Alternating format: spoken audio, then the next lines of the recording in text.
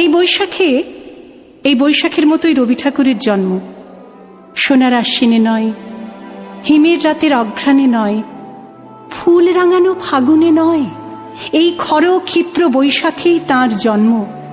এই খ্যাপা বৈশাখের গৈরিক তিলক দিয়েই সাজানো তাঁর জন্মদিনের ললাট।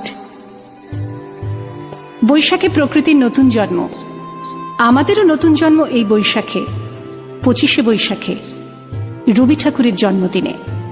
দেখতে হয় না ক্যালেন্ডার, জিজ্ঞেস করতে হয় না তারিখটা কবে, আগে থেকেই বুকের মধ্যে সাড়া ওঠে 25শে বৈশাখ আসছে, রবি ঠাকুরের জন্মদিন।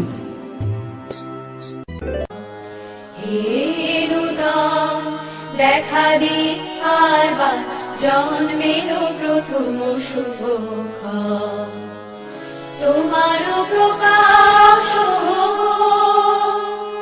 কুহেলিকা করি উদ্ঘাটন সূর্যের মত, তোমার প্রকাশ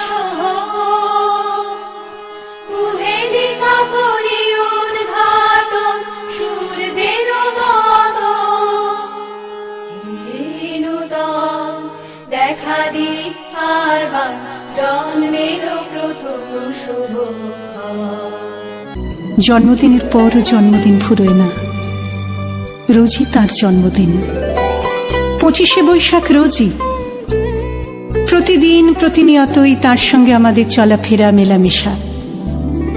আমাদের হাতের লেখা রবি ঠাকুরের, কথা বলার ভাষা রবি ঠাকুরের, আমাদের প্রেমের চিঠিতে রবি ঠাকুর।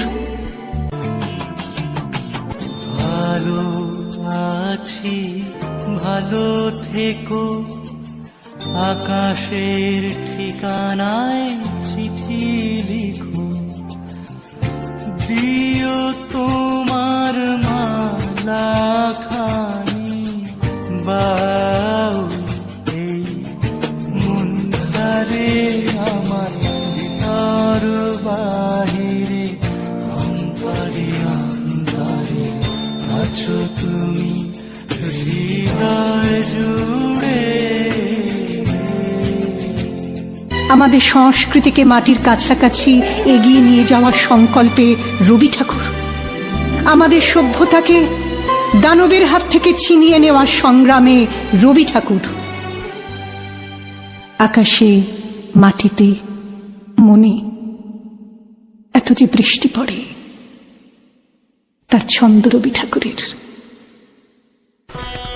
বরিশধরা মাঝে শান্তির বাড়ি, বরিশধরা মাঝে শান্তির বাড়ি, শুষ্ক হৃদয় লয়ে আছে দাঁড়াইয়ে, ঊর্ধ্বমুখে নরনারী,